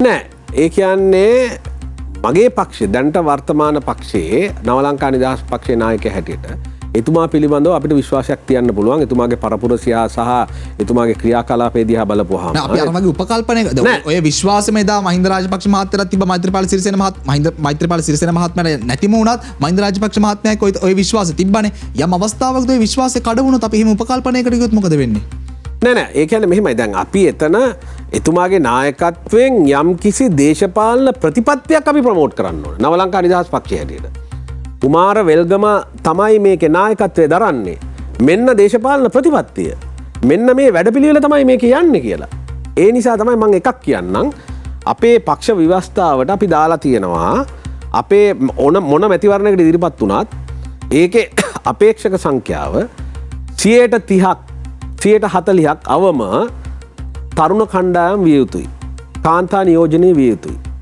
ඒක තමයි අපේ ව්‍යවස්ථාව අඩංගු වෙලා තියෙන්නේ ඊළඟට අපි මැතිවරණ කොමිෂන් සභාවට අපි යෝජනා කළා මේ පක්ෂයක ප්‍රතිපත්ති ප්‍රකාශනයක් තියෙනවානේ. දැන් හැම මැතිවරණයකටම ප්‍රතිපත්ති ප්‍රකාශනයක් ඉදිරිපත් කරන හැම අපේක්ෂකයාම හැම පක්ෂයක්ම. ඒතර ඒක නීත්‍යානුකූල ලියවිල්ලක් නෙවෙයි දැනට. ඒ නිසා ඒගොල්ලෝ ඒක මැතිවරණ විතරක් සීමා කරලා ඊළඟට මැතිවරණ ජයග්‍රහණය කරාට පස්සේ කරපු පක්ෂය අරක පැත්තකට තියලා ඒගොල්ලන් වෙන ගමන් මාර්ගවල යනවා. ඒක වෙන්න බෑ. ඒ නිසා මම මැතිවරණ කොමසාරිස්තුමාට කොමිෂන් සභාවට අපේ පක්ෂය හැටියට අපි යෝජනා කරා මේ ප්‍රතිපත්ති ප්‍රකාශනය නීත්‍යානුකූල ලියවිල්ලක් කරන්න. ඒතර නීත්‍යානුකූල ලියවිල්ලක් කරපුවාම ඒ පාලක පක්ෂය කවුරුව ජයග්‍රහණය කරන අයට ඒ ප්‍රතිපත්තියෙන් එළියට යන්න බෑ. මිනිස්සුන්ට පුළුවන් මහජනතාවට පුළුවන් ඒක ප්‍රශ්න කරන්න. ඒකට විරුද්ධව නීතිමය ක්‍රියාමාර්ග ගන්න. අද කොමිෂන් සභාව එක පිළි අරගෙන අර තේරීම් කාරක සභාවට ඉදිරිපත් කරලා තියෙනවා. එනිසා ඒක යම් මට්ටමකට ක්‍රියාත්මක වෙනවා. එතන අපි ඒකට අපිට ඒක ක්‍රියාත්මක කරලා නීතිගත කරගන්න පුළුවන් වෙයි කියලා. සාමාන්‍යයෙන් දේශපාලන පක්ෂයකට තියෙනවා කෙටි කාල නිසා මධ්‍ය කාලන සැලසුම් සහ විශේෂම ඉලක්ක තියෙනවා. මේ වෙලාව අපි දෙන්න කතා කරන මේ වෙලාවේදී මහත්මයා ඔබතුමල්ලගේ පක්ෂයට තියෙන ඊළඟ ඉලක්කය මොකක්ද? මොකක්ද ඔබතුමලා ළඟා කරගන්න හදන්නේ? මෙහෙමයි. මේ අපේ පළවෙනිම දේ තමයි මේ සිස්ටම් චේන්ජ් එකත් එක්ක අපිට ඉන්න වෙනවා. මොකද අරගලයක් කියලා කියන මෙතන සිද්ධ වෙනවා. ඒක 100%ක් ඒ මිනිස්සු තරුණ කොටස් කියන කතාව ඇත්ත. මේක වෙනස් වෙන්න ඕනේ. මේ දේශපාලන චරිත අයින් වෙන්න ඕනේ. මේ හොරු ටික අයින් වෙන්න ඕනේ. හරි. ඒ නිසා ඒ මතය තුල අපි ඉන්නවා. ඒකමද මට පැනනගෙන ප්‍රශ්නය තමයි අපේ රටේ ජනතාව පාරටාව මේක නිර්පාක්ෂික අරගලයක් ජනතාවගේ අරගලය ජනතාව තමයි මේ අරගලය කරන්න කියලා. නමුත් අපි දැකලා තියෙනවා කාලයත් එක්ක දේශපාලන පක්ෂ මේකට නැඹුරු වෙන්න පටන් අරන් තියෙනවා. අපි දන්නේ නැහැ බොරදී මාළු බාන්නද කියලා මේ නැඹුරුනේ. දැන් ඔබතුමන්ලත් කියනවා අරගලයට සහයෝගය දක්වනවා කියලා. නිර්පාක්ෂික අරගලයක් මේ විදියට දේශපාලනීකරණය වීම ඔබතුමා කොහොමද දකින්නේ? නෑ ඒක තමයි අරගලයක් මේ වගේ සිද්ධ වෙනකොට ඕකට රිංගනවනේ අම්ම හරිද. ඉතින් එතකොට වෙන්නේ මේ අරගලය නිර්පාක්ෂික තත්ත්වය තුළ තියෙන තාක්කල් අරගලය සාර්ථකව යයි. ඒක නිර්පාක්ෂික නොවුනොත් අරගලය එතනින් හමාර වෙනවා. ඉතින් ඒක දැන් මේ වරප්‍රසාද සහ තනතුරු ධාරීන් දැනට වර්තමානයේ ඉන්න අය සියලු දෙනාම බලන්නේ මේ අරගලය කියන එක මොකක් හරි දේශපාලන පැත්තකට යොමු කරන්න. නිර්පාක්ෂික කියන වචනේ එතනින් ගලවලා ගන්න. ඉතින් එහෙම ගලවලා ගත්තොත් අරගලය අසාර්ථකයි. හරිද? ඉතින් මට නම් තාම එහෙම පේන්නේ නැහැ. නමුත් එහෙම යනවාදෝ කියන සැකයකුත් තියෙනවා. හරි? ඉතින් අපිට තාම මේක එළියට අවිල්ලා නැහැ. ඒකම තමයි අපි ඇත්ත කතා කරොත් මේ පොළොවේ පහය ගහලා ඇත්ත කතා කරොත් ඔබතුමාලා අලුත් පක්ෂයක් ඔබතුමාලා කොයිත් අපි මේ වැඩසටහන ඇතුළෙම දැන් වැඩසටහන අපි අවසානයේ ළඟා වෙනවා කෙමින් අපි මේ වැඩසටහන ඇතුළේ ඔබතුමාලාගේ ප්‍රතිපත්ති කතා කරා ආර්ථික හදන වැඩපිළිවෙල කතා කරා ඔබතුමාලාගේ දේශපාලනික සැලැස්ම ගැන කතා කරා මේ මොන දේ කරන්නත් ඔබතුමාලාට බලයක් තියෙන්නට ඕනේ. ඔව්. බලයක් නැතුව මේ කිසිම දෙයක් කරන්න බෑ. නමුත් වර්තමානයේ මේ තියෙන තත්ත්වය උඩ ඔබතුමාලාට බලයක් ලබාගෙන සෑහෙන කාලයක් යයි නේද? සහ තනි පක්ෂයක් විදියට බලයක් ලබා ගැනීම හීනයක් නෙමෙයිද ඔබතුමාලාට? නෑ ඒකට අපි කරන්න ඕනේ විපක්ෂයේ ඉන්න අපිත් එක්ක ගැලපෙන අපිට සුදුසු පක්ෂත් එක්ක අපි සන්දානගත වෙන්න වෙනවා. ඔබතුමාගෙන් ලබා ගන්නට අවශ්‍ය වෙලා තිබ්බ පිළිතුර කායකද එහෙම සන්දානගත වෙන්නේ? නෑ අපි තාම එහෙම කාත් එක්කද කියන එක තීරණය කරලා නෑ. මොකද අපිට විනාශ වෙන්න බෑනේ. එතකොට අපි අපේ තත්ත්වය දැනගන්න ඕනේනේ. එතකොට එතනදී අපි නිසි වැඩපිළිවෙලකට යන්න බලාපොරොත්තු වෙනවා. කවුද කියන එක තාම අපි තීරණය කරලා නෑ. අපි පිළිගන්නවා අපි සන්දානගත විය යුතුයි කියලා. කායකව සන්දානගත වෙන්නට ඕනි. ඔව්. කායෙක්කෝ කියන එක නෙමෙයි අපේ පක්ෂයේ ප්‍රතිපත්ති වලට සුදුසු ඇත්ත එක්ක. එම සුදුසු කෙනෙක් වර්තමානයේ මේ දේශපාලන ක්‍රමේ ඉන්නවා කියලා විශ්වාස කරනවද? ඔව් ඉන්න පුළුවන්. අපි ඒක හොස්ක දැන් වෙලා තියෙන්නේ මෙහෙමයි. ඉතින් අපිට දැන් මේ පැත්තට ගමන් කරන්න බෑ. මේ රටේ සිස්ටම් චේන්ජ් එකක් ඉල්ලනවා. තරුණ අරගලයක් තියෙනවා. එතකොට දැන් මේ යන තත්ත්වයෙන් මේ රට ගොඩ අරගෙන තමයි ඊට පස්සේ අරකට යන්න වෙන්නේ. මොකද මැතිවරණයක් කියන එක දැන් තියන්න බෑ. තව මාස 6ක් හෝ අවුරුද්දක් එහාට යන්න වෙනවා. ඉතින් හොඳ නැද්ද මාස 6ක් අවුරුද්දක් කාලයක් තියෙනවා මේ කාලය ඇතුලේ යම් කිසි පක්ෂයකට කොක්කක් ගහලා පක්ෂයක් විදිහට හදාගෙන හොඳ කැම්පේන් එකකට යන්න මේ කාල සීමාව ඇතිනේ. ඒක තමයි පරණ ක්‍රමය. හරිද? මොකද ඒ ක්‍රමයට යනවා කියලා කියන්නේ මගේ වෙල්ගම ඇමතුමාගේ අපේ පෞද්ගලික න්‍යාය පත්‍ර ක්‍රියාත්මක කරනවා කියන එකනේ. එතුමාටවත් මටත් පෞද්ගලික න්‍යාය පත්‍රයක් නැහැ. හරිද? අපේ තියෙන්නේ පක්ෂයක් හදලා පක්ෂේ ප්‍රතිපත්ති ටික ඉදිරියට ගෙනියන්න.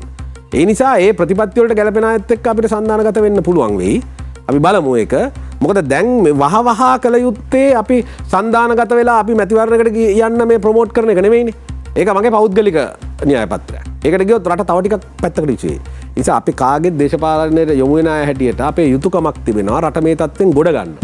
ඒ නිසා ඒකට වහවහ කළ යුතු පිළියම් ටික මං කිව්වා වගේ අර ඩොලර්ස් හොයන ක්‍රමයේ ගෙනල්ලා ඒ විශ්වාසය ඇති කරලා මේ රට යම් මට්ටමකට ගොඩ අරගෙන ඊට පස්සේ අපි මැතිවරණයකට ගිහිල්ලා සන්දානගත වෙලා හරි ඕන දෙයක් කරගමු. ජනතාවට හිතවාදී දේශපාලන පක්ෂ බිහි වෙනවා නම් රටට ආදරය කරන පිරිස් විදියට මිනිස්සු විදියට අපිත් ඇත්තටම ආසයි. අපේ රටේ අර්බුද වර්තමානයේ නිර්මාණය වෙලා තියෙනවා. ආණ්ඩුව වගේම මේ වර්තමානයේ නිර්මාණය වෙලා තියෙන අර්බුද වලට අපේ රටේ විපක්ෂයත් වග කියන්නට ඕනි නේද? ශක්තිමත් විපක්ෂ ඒක සජිත් ප්‍රේමදාස මහත්මයාගේ පක්ෂය වෙන්නට පුළුවන් අනුර කුමාර දිසානායකගේ පක්ෂය වෙන්නට පුළුවන් මේ විතර දේශපාලන පක්ෂ ඉන්නවා. ඔවුනුත් විවේචනය කරනවා හැරෙන්න රට ගොඩනගන්න කිසිම වැඩපිළිවෙලක් ක්‍රියාත්මක කරන්නේ නැහැ නේද විවේචනයට හැර. ඔව් ඉතින් පාර්ලිමේන්තුව දිහා බලපුවම මේක පැහැදිලිනේ. දැන් මේ මාස කිහිපය ඇතුළත පාර්ලිමේන්තුවේ වැඩ කටයුතු දිහා බලන්නකෝ. මේ වහවහ ක්‍රියාත්මක කර යුතු අර්බුදයේ විසඳන්න කිසිම විසඳුමක් කවුරුත් දීලා නැහැනේ. ඈ ඔක්කොම අර මේ හක්කේ හංගගෙන තමයි කතා කරන්නේ. එහෙම කරලා බෑ. මෙතනදී අපි යම් පරිත්‍යාගයක් කරන්න ඕනේ. මේ රට වෙනුවෙන් යම් දෙයක් කරන්න ඕනේ. හැබැයි රට වෙනුවෙන් කරනවා කිය ඔක්කොම විකාර දොඩවන්න එතන ගිහිල්ලා. එතකොට මේ යන ක්‍රමයටම මේ විදිහට ඉස්සරහට ගියොත් අපි හිතමු තව අවුරුද්දකින් තමයි මෙතන ඉඳන් තව අවුරුද්දකින් තමයි අපේ රටට මැතිවරණයක් එන්නේ කියලා. මේ යන ක්‍රමයටම ඉස්සරහට ගියොත් ඔබතුමල්ලගේ ප්‍රතිපත්තිත් එක්ක ටැලි වෙන කිසිම දේශපාලන පක්ෂයක් වර්තමානයේ නැහැ කියලා මට හිතෙනවා ඔබතුමාගේ අදහස් ප්‍රකාශ කිරීමත් එක්ක. එහෙම වුණොත් ඔබතුමල්ලටත් රටේ අනාගතයේ දවසක මේ දේශපාලන බලය ලබා ගැනීම හීනයක් වෙයිද? නෑ පක්ෂයක් හැටියට අපේ අරමුණක් තියෙනවා. එක දේශපාලන බලයක් ලබා ගන්න. නමුත් ඒක කෙසේ හෝ ලබා ගැනීම කියන තර්කය තුළ මම නෑ. කවදා හෝ ලබා ගැනීම කියලා නැන අපේ ජීවිතයක් තුළ යම් ටාකට් එකක් තියෙනවා. නමුත් ඒක අර හිටපු ජනාධිපතිරයකින්නේ මේ ජයාජාවදන මහත්තයක් වන්න හොඳින් හෝ නරකින් හෝ දිනන්න ඕනේ කියලා. එහෙම අදහසක් අපි තුළ නෑ. අපි යන්න මේ රටට සේවයක් කරන්න. පෞද්ගලිකව අපිට යම් මුදලක් හොයාගන්න අපිට ජීවත්වෙන්න මුදල් හොයාගන්න නෙවෙයි. ඒ නිසා ඒ තුළ ඒ ප්‍රතිපත්තිය තුළ යනකොට අපේ වැඩ කටයුතු ටික අපිට කරගන්න පුළුවන්. අවසාන වශයෙන් අපේ රටේ ජනතාවට මේ වෙලාවේ අලුත් දේශපාලන ක්‍රමයක් ඉල්ලන ජනතාව ඉන්නවා, අලුත් දේශපාලන ක්‍රමයක් අපේක්ෂා කරන ජනතාව ඉන්නවා. මොනවද වෙනස් වෙන්න ඕනේ ජනතාව ඇතුළේ මේ දේශපාලන ක්‍රමයට? ජනතාව මීට වැඩිය සිහිබුද්ධියෙන් කටයුතු කරන්න වෙනවා. මොකද මම අර ඉතිහාසයේ කිව්වනේ අර CWW කන්නංගර මහත්තයාට වෙච්ච දේ. ඒ වගේ නොවි ජනතාව රැල්ලට අසු වෙන්නේ නැතුව හරි ප්‍රතිපත්තියක් තුල මේ රට දේශපාලනය ව්‍යුහයකට ගෙනියන්න සියලු අයිතිවාසිකම් තියෙන්නේ ජනතාව අතේ. කතිරේ බලය තියෙන ජනතාව අතේ. මං හිතනවා අද ජනතාව තවමත් දන්නේ නැහැ Tamanට තියෙන කතිරේ හයිය කතිරේ බලය කොච්චරද කියලා. ඒ නිසා ඒක පිළිබඳව කල්පනා කරලා අර එක එක දේවල් වලට රැවටෙන්නේ නැතුව, ඒ කියන්නේ අර ෂෝ එකට රැවටෙන්නේ නැතුව, රැල්ලට රැවටෙන්නේ නැතුව හරි මිනිස්සු පාර්ලිමේන්තුවට එවුවොත්, අලුත් මූණු පාර්ලිමේන්තුවට එවුවොත් මේ කටයුත්ත කෙරේ. හැබැයි ඒ සඳහා මිනිස්සුන්ට යමක් ජනතාවට යමක් අඳුන්වාදීමේ හැකියාවක් තියෙන ඔබතුමන්ලා වගේ මාධ්‍ය ආයතන වලටත් යම් වගකීමක් තියෙනවා ඒ පිළිබඳව හරි කතිකාවක් මේ රට තුළ ඇති කරන්න. මගේ අවසාන ප්‍රශ්නය, හෙට දවසේදී අපේ රටේ ජනතාව පාරට බහින්නට සූදානම්. මේ වෙද්දිත් අපේ රටේ ජනතාව එකට සූදානම් වෙනවා. දෙවන්ත අරගලයක් සිද්ධ වෙයි හෙට දවසේදී එහෙම කියලා අපි අනුමාන කරනවා. මේ අරගලය කෙලවර වෙන්න ඕනි කොතනින්ද? ඒක අරගලය නිර්පාක්ෂික විය යුතුයි. ඒ අරගලය අරගලයක් මිසක් දේපල විනාශ කරන යුද්ධයක් නොවිය යුතුයි. මනුස්ස ඝාතන සිදුවෙන දෙයක් නොවිය යුතුයි. එතකොට ආන්නේ අරගලය කරන්නේ අරගලයට අපිත් ඉන්නවා. අරගලයෙන් ඉල්ලන වෙනස අපිත් අනුමත කරනවා. ඒ වෙනස කරන්න දේශපාලන පක්ෂයක් හැටියට අපෙන් ඉටුවිය යුතු සියලු දේම කරන්න අපි සූදානම්. බොහොම ස්තුතියි ඔබතුමාන්ට. රටට සේවය කරන්නට දිරි ලැබේවා. එසමගින් අද දවසට නියමිත ටොක් 24 වැඩසටහන නිමාවට පත් කරන්නට අපි සූදානම්. අවසාන වශයෙන් ඔබට කියන්නට තියෙන්නේ සිකුරාදා දවසේදී අද දවසේදීත් බොහෝ දේවල් සිද්ධ වෙන්නට පුළුවන්. හෙට දවසේදීත් අපේ රටේ ජනතාව පාට වෙන්නට පුළුවන්. නමුත් මතක තබා ගත යුතු වැදගත්ම කාරණය අපි ආර්ථික වශයෙන් අස්ථාවරභාවයක ඉන්නේ. අපි දේශපාලනික වශයෙන් අස්ථාවරභාවයක ඉන්නේ.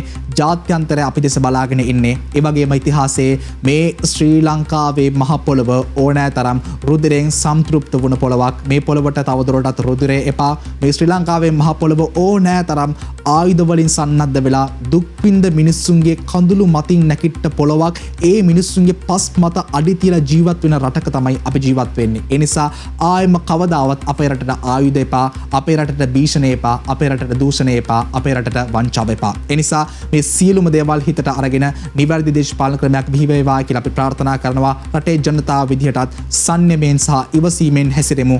අදාළ ඉලක්ක සංයමයෙන් ළඟා කරගනිමු කියන ධනවාදී ප්‍රාර්ථනාවත් එක්ක මේ සතියට නියමිත ටොක් 24 වැඩසටහන් මාලාව නිමවට පත් වෙනවා. තවත් දවසක මෙවැනිම කාලීන සහ කාලෝචිත ටොක් 24 වැඩසටහනකින් අපි හම්බෙමු.